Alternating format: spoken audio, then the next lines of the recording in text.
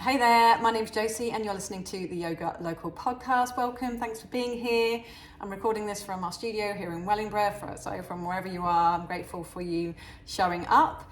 So what are we talking about today? Well, I would like to ask you and invite you to start thinking about how to unlock your potential by embracing some of the more mystical principles of yoga. So I'm a bit of a dreamer. And I think that's a good thing, right? But don't worry if you're not. But if you are a little bit of a dreamer, it is helpful in terms of it gives you that toe in the water to what can be possible when you allow yourself to move beyond your current mental experience, right? So what do I mean by that? So if you've ever woken up in the morning and your mind is just full of tasks, things to do, conversations you've had previously, conversations you want for that day, it's noisy, okay? It's really, really noisy, and there's no room for expansion there. And some of the time we're just really repeating old thoughts over and over again. Now our minds are more capable than that, and they're designed for greater thinking and greater opportunities. The trouble is we're kind of so locked in this mental noise that it can feel like it's almost who we are. Those thoughts become who we are. So some of these principles in yoga, although they can sound esoterical, a little bit far-fetched, seriously, we need to start to remember just how amazing the fact that we're even here is, and how unlikely it is, the possibilities, the odds of you and me having this conversation right now are like, I don't even know what the odds are, but they would be phenomenal. And like when we start to remember that and remember just how incredible our bodies are and incredible our minds are, right, now we can really start to utilize that and what I call radically reimagine ourselves. And yoga is a transformational journey, but we do need the tools, right? We do need the tools to take us out of our current state and move us beyond. And like stage one practice, moon-based practice, is all about slowing down the mind, slowing down the vrittis, the fluctuations of the mind. And yogis call these unhelpful thoughts that are moving us away from what we want and who we want to be, Vilkalpas. And if we can start to explore these principles and teachings in a way which then gives us access to an understanding that we're not our thoughts, an understanding that we can arrest our thinking, we can change our state, and it's as simple as reworking our posture and our breath and directing our awareness into something else, okay? But precisely because the mind is so busy, for some of us, for most of us, we're just locked in that like a hamster wheel. We're just locked in that. So first of all, we're all about dissolving that mental clutter through our practice. And how do we do that? It's through posture, and certain postures have different energetic effects.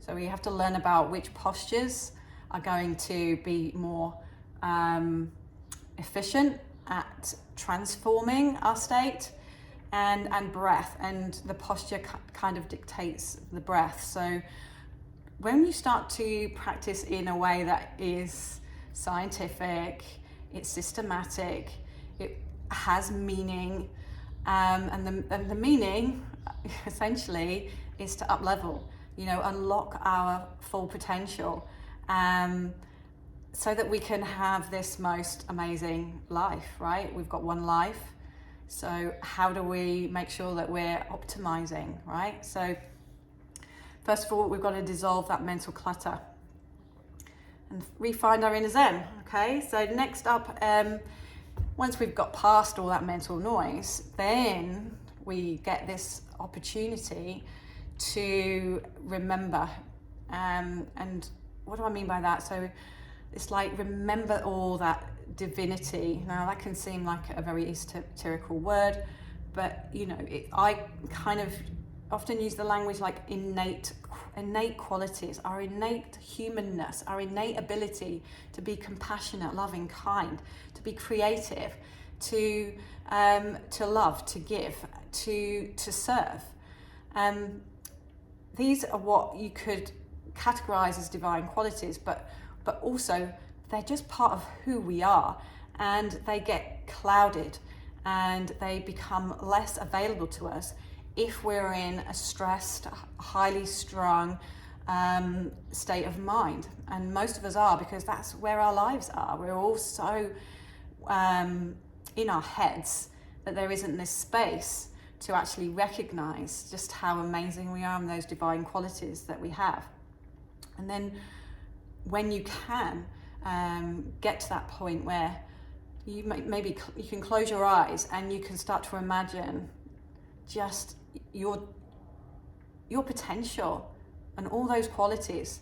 If you can start to see your strengths, if you can start to align with those, then just like an athlete would like prepare themselves for an event, or even just to train, right? And practice here, it's just your training. It's your training to remember who you are, to remember that you have this potential, that there is all of these divine qualities available to you. If we can just slow the mind down, if we can just manage those unhelpful thoughts, that Vilkalpa, and move into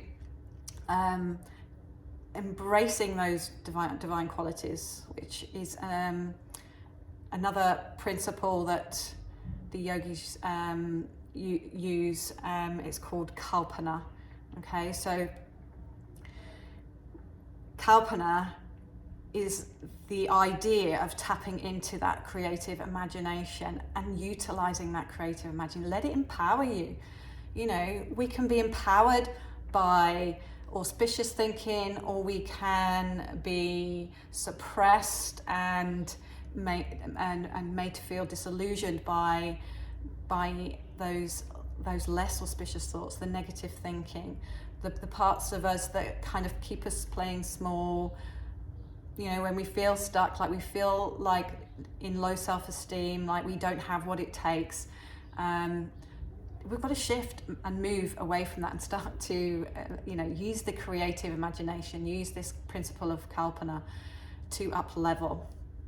Okay, and then the next part is learning to become more aligned on a more frequent basis with your inner wisdom, with that connection to spirit.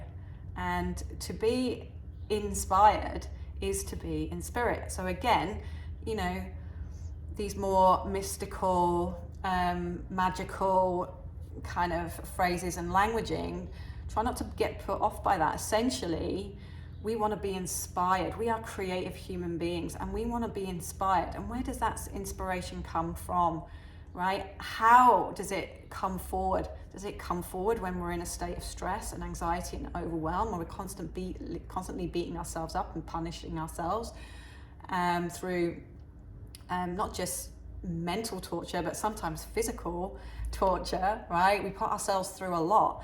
And it's important to start to apply a little bit of balm, a little bit of grace, and allow yourself to connect to that part of you that is wise, that knows better, that knows that this isn't a strategy that's going to move you forward, to recognize your creativity.